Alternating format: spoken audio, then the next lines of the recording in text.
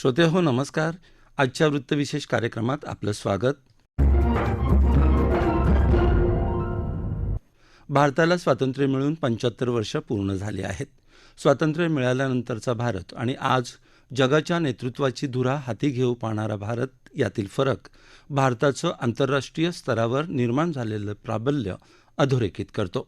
भारताचा जागतिक अर्थमहासत्तेच्या दिशेनं सुरू असलेल्या या प्रवासात भारत सरकारनं सुरू केलेल्या विविध योजनांचंही तितकंच योगदान राहिलं आहे. अशा योजना कोणत्या आहेत आणि त्यामुळं भारतीय अर्थव्यवस्थेला कशी बळकटी मिळाली, अशा अनेक बाबींवर तज्ज्ञ व्यक्तींनी केलेले विवेचन आजच्या वृत्तविशेषमध्ये आपण ऐकणार आहोत. श्रोते हो, भारतात स्वातंत्र्याच्या अमृत महोत्सवी वर्षाचा उत्सव साजरा होत असतानाच देशाला G20 शिखर परिषदेचं मिळालेलं अध्यक्षपद तसंच शांघाय सहकार्य संघटनेच्या अध्यक्षपदाची धुरा सांभाळण्याची मिळालेली जबाबदारी हे भारताचं आंतरराष्ट्रीय स्तरावरील वाढतं महत्त्व विशद करतं. भारत सरकारच्या वतीनं राबवण्यात येत असलेल्या विशेष आर्थिक धोरणांमुळेच आज भारत जगातील सर्वात मोठ्या अर्थव्यवस्था असलेल्या देशांच्या यादीत स्थानापन्न झाला आहे. गेल्या वर्षीच ब्रिटनला मागे टाकत भारत जगातली सर्वात मोठी 5वी अर्थव्यवस्था बनला. यासाठी सरकार राबवत असलेल्या विविध योजनांचा वाटा मोठा आहे. त्यात देशाला आर्थिकरित्या सक्षम बनवणाऱ्या GST, उद्योग, उत्पादन, रोजगार निर्मिती, डिजिटलायझेशन आणि आत्मनिर्भर भारत अशा क्षेत्रांशी निगडित योजनांचाही समावेश होतो. याविषयी ज्येष्ठ अर्थतज्ज्ञ उदय तारदाळकर म्हणतात, भारतीय अर्थव्यवस्था आता जगात 5व्या स्थानावर आहे आणि सर्व देशांमध्ये ती वेगवान वाढणारी अर्थव्यवस्था आहे आणि यावर्षी भारतीय अर्थव्यवस्था 6% वाढण्याची शक्यता सर्व तज्ज्ञांनी व्यक्त केलेली आहे. एक लक्षात घ्या की आंतरराष्ट्रीय नाणेनिधी यांनी ह्या वर्षीची जी जगाची अर्थव्यवस्था आहे ती एकूणच 2.8% आणि पुढच्या वर्षी 3% वाढण्याचा एक मानस व्यक्त केला आहे. आणि ह्या सगळ्यामध्ये भारताची अर्थव्यवस्था ही खरोखर दिमाखाने पुढे उभी आहे, कारण मागील वर्षी जागतिक अर्थव्यवस्था 3.4% वाढली होती आणि ती आता 2.8 आणि 3% वाढणार आहे. सर्व गोष्टींचा जर विचार केला, 3 वर्षातली जी स्थित्यंतरे आपण बघितली, कोविडची महामारी आणि त्यानंतर रशिया आणि युक्रेनचं युद्ध जे अजूनसुद्धा सुरू आहे, ह्या सगळ्यांमध्ये भारतीय अर्थव्यवस्थेने चांगल्या प्रकारे एक मार्गक्रमण केलेलं आहे. अगदी सुरुवातीच्या काळामध्ये आपण बघितलं तर आपण ज्याला डिजिटायझेशन म्हणतो ते नोटबंदीच्या नंतर आलं, म्हणजे 2016च्या नंतर आलं. त्याचप्रमाणे भारताने महामारीच्या काळामध्ये आत्मनिर्भर योजना आणली. तसंच ज्याला आपण म्हणतो की एक उत्पादन निगडित काही इन्सेंटिव्ह द्यायचे, म्हणजे प्रोडक्शन लिंक इन्सेंटिव्ह, अशा वेगवेगळ्या योजना आणल्या. आता सुरुवातीला जेव्हा आपण बघितलं की जेव्हा नोटबंदी आणली त्यानंतर भारताने ताबडतोबच ज्याला आपण म्हणतो की डिजिटायझेशनवरती मोठ्या प्रमाणे एक थ्रस्ट होता आणि कालांतराने नंतर आपण वस्तू आणि सेवा कर 2017मध्ये आणला. आणि हे सगळं होत असताना एक मोठी आपण जेव्हा पायरी चढत होतो तेव्हा बराच रोष पत्करावा लागला, कारण सर्वच ह्या योजना एकाच वेळेला सुरू झाल्या किंवा थोड्या थोड्या अंतराने सुरू झाल्या. त्यातच भारताने 2019 साली ज्याला आपण म्हणतो की ज्या मोठ्या मोठ्या कंपन्या आहेत त्यांचा जो टॅक्स असतो, कॉर्पोरेट टॅक्स, तो पण कमी केला. ह्या मागचा एक उद्देश असा होता की जास्तीत जास्त आपल्याला जे कर संकलन आहे ते वाढावं आणि त्याचे फळं आता आपल्याला खरोखरच दिसत आहेत. आपण गेल्या महिन्यात बघितलं तर सुमारे 1,87,000 करोड इसं तब्बल वस्तू आणि सेवा करामधून आले आणि गेल्या वर्षभरात जवळजवळ 1.5 लाख करोड सरासरी प्रत्येक महिन्याला हा GSTचा आपल्याला जो प्रवाह आहे तो चालूच आहे. याचाच अर्थ काय की एकूण आपण ज्या योजना राबवल्या त्याचं एक फळ मिळते. आता आपल्या जवळजवळ 40% आपलं जे पेमेंट होतं ते UPIच्या द्वारे होतं. UPI आता सिंगापूरमध्ये पण वापरायला लागले. म्हणजे आता जग आपल्या ज्या योजना आहेत त्या योजना जास्तीत जास्त प्रमाणे त्यांच्या देशात कशा राबवता येईल असं एकंदरीत विचार करते. भारताने जेव्हा प्रोडक्शन लिंक इन्सेंटिव्हची योजना घेतली आत्मनिर्भरच्या खाली, तर आपण त्यामध्ये मोठ्या प्रमाणामध्ये जे आपले संरक्षण खातं आहे त्याचे जे आपली जी प्रोडक्शन होती त्यासाठी आपण त्यांना प्रोडक्शन लिंक इन्सेंटिव्ह द्यायला सुरुवात केली. आता तर आपण चक्क गेल्या वर्षात 15,000 कोटीची निर्यात केली ह्या डिफेन्स क्षेत्रामध्ये. खरंच एक स्पृहणीय गोष्ट आहे. म्हणजे वेगवेगळ्या योजना राबवायच्या आणि त्या एकाच वेळेला राबवायच्या ह्यासाठी एक मोठं धैर्य लागतं आणि भारताने ज्याला म्हणतात की हातचं न राखता ह्या सगळ्या गोष्टी एकाच वेळी सुरू केल्या. आणि एक GSTचं उदाहरण दिलं तर दिवसेंदिवस GST भरणारे लोक आणि त्याचप्रमाणे जी रिटर्न्स फाईल होतात याच्यामध्ये पण मोठ्या प्रमाणावर सुधारणा घडते. म्हणजे एकूण आपली जी मानसिकता होती की आपण जर टॅक्स जास्ती ठेवला तर लोक कमी भरतात आणि जो कमी केला तर त्याच्यामध्ये त्या टॅक्सच्या एकूणच ज्याला आपण म्हणतो की नेटवर्क आहे त्यामुळे जास्तीत जास्त लोक येऊ शकतात, हे सहज साध्य झालं. आणि जर आपण याचा विचार केला की नोटबंदीच्या नंतर मोठ्या प्रमाणात जरी टीका झाली असली तरी सुरुवातीला खूप त्याच्यावरती हास्यास्पदरित्या असं बोललं गेलं की गरीब माणूस एकूणच ह्या सगळ्या प्रणालीतून ऑनलाईन पेमेंट कसं करेल. पण आज आपण बघितलं तर आपली जी एकूणच लोकसंख्या आहे ती तरुण लोकसंख्या आहे आणि तरुण लोकसंख्या मग ते कुठल्याही प्रकारचं कपडे लत्ते असतील किंवा हॉटेलमधलं काही खाणं असेल हे सगळं ऑनलाईन करायला लागली. आणि ह्या ऑनलाईनचा एवढा परिणाम झाला की ज्याला आपण म्हणतो एक पारदर्शकता येते ती मोठ्या पारदर्शकता आली आणि जास्तीत जास्त अगदी लघु आणि मध्यम उद्योग सुद्धा हे आता संघटित होऊ लागले. आणि ह्या संघटित होण्याचा एक मोठा फायदा असतो की कर संकलन वाढतं आणि तेच आपल्याला दिसतंय. आणि अर्थातच इन्कम टॅक्स पण ह्याला काही अपवाद नाही. आपण बघितलं की दिवसेंदिवस इन्कम टॅक्स विवरण वाढणारे लोक हे मोठ्या प्रमाणात यायला लागले आणि सरकारने पण त्या बाबतीत एक चांगली उपाययोजना केली की जास्तीत जास्त लोकांना ताबडतोब परतावा कसा मिळेल हे सगळे रिटर्न्स भरल्यानंतर ह्याच्यासाठी पण एक मोठ्या प्रमाणावर प्रणाली निर्माण केली. त्याशिवाय काही अशा योजना आहेत की आपला जो कर जो डिडक्ट केला जातो तर त्यात 26A सारखा फॉर्म दिला ज्यात तुम्हाला एका फॉर्मवरती तुमच्या सगळ्या वर्षभराची ही नोंद दिसते.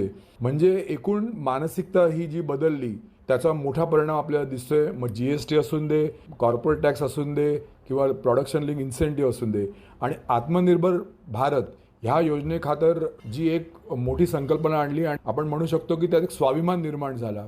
आणि या सगळ्या गोष्टीतून भारत मोठ्या प्रमाणात जगाच्या दृष्टीने एक रोल मॉडेल दिसतंय. आणि हे सगळं होत असताना भारताची अर्थव्यवस्था तर वाढतेच आहे, शिवाय आपण बघितलं तर बेरोजगारी सुद्धा कमी होते.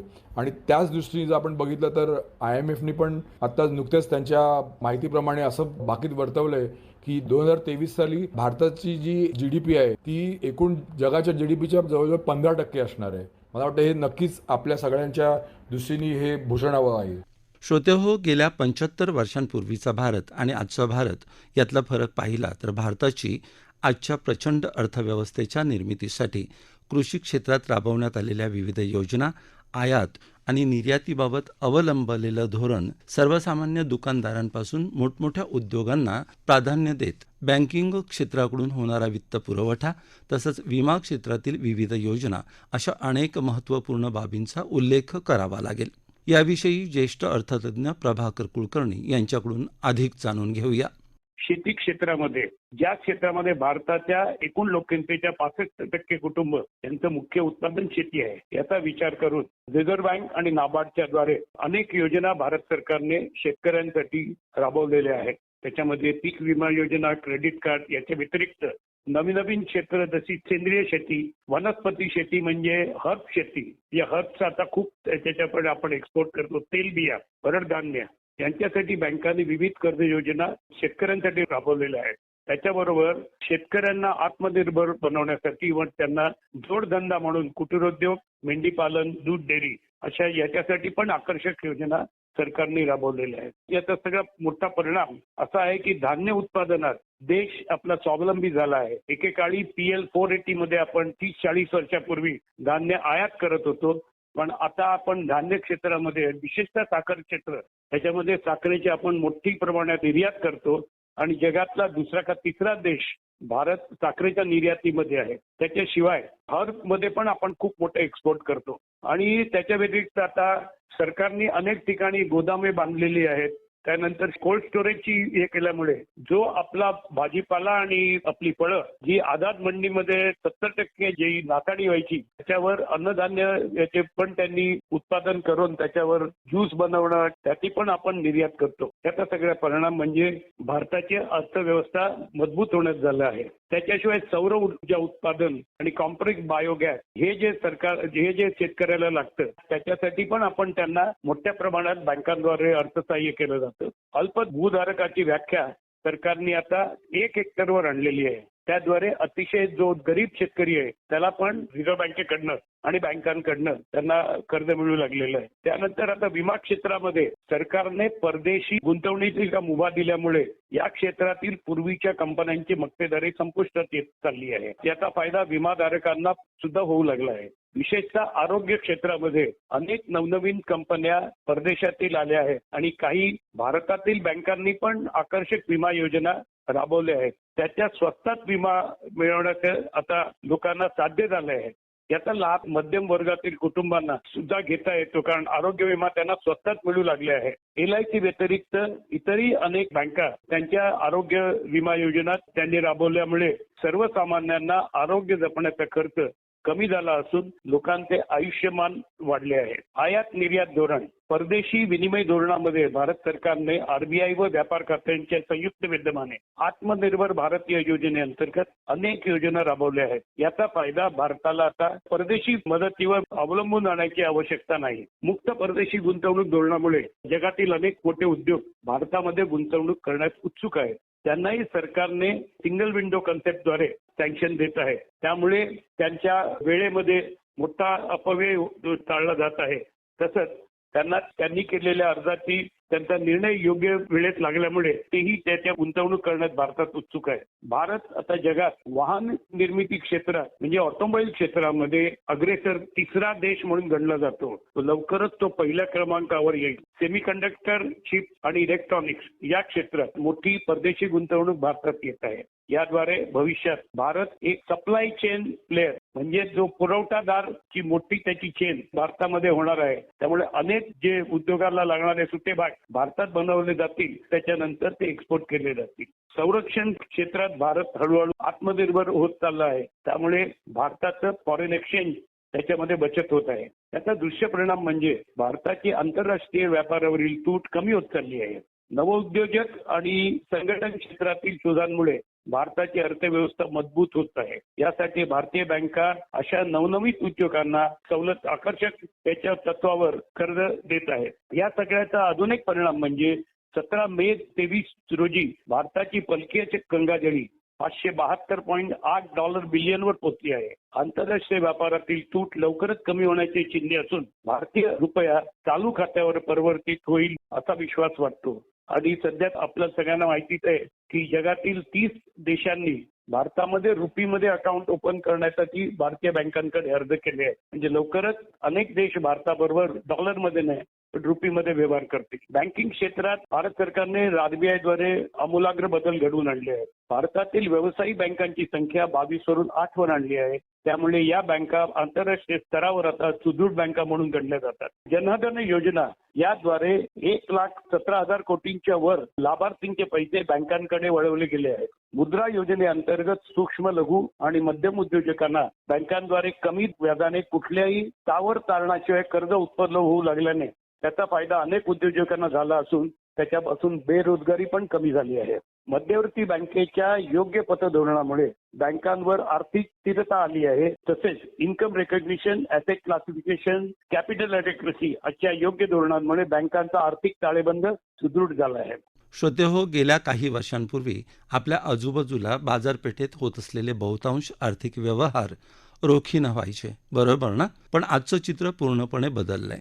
आज कसेही व्यवहार असोत, म्हणजे अगदी कमी किमतीचे व्यवहार देखील डिजिटलायझेशनला दिलेल्या प्रोत्साहनामुळं ऑनलाईन पद्धतीनं केले जातात. हा झाला आर्थिक व्यवहारांचा भाग. देशातील उद्योग क्षेत्राला प्रोत्साहन देण्यासाठी राबवण्यात येत असलेल्या योजना, रिझर्व्ह बँकेकडून अर्थव्यवस्थेतील संतुलन साधण्यासाठी घेतले जाणारे निर्णय हे जगात मंदीसदृश स्थिती असतानाही भारताला आर्थिकरित्या बळकटी देणारे ठरले आहेत. भारत सरकारच्या अशा प्रोत्साहनकारी विविध योजनांमुळे भारताचं आर्थिक महासत्ता बनण्याचं स्वप्न लवकरच पूर्ण होईल हे नक्की. श्रोतेहो, याबरोबरच आजचा वृत्तविशेष हा कार्यक्रम संपला. हा कार्यक्रम आकाशवाणी मुंबईच्या प्रादेशिक वृत्त विभागानं सादर केला. संपादक आणि सादरकर्त्या सरस्वती कुवळेकर, निर्मिती सहाय्य सुशीला वेंगुर्लेकर, लेखन आणि समन्वय मनीष कुलकर्णी आणि निवेदन सूर्यकांत आवटे.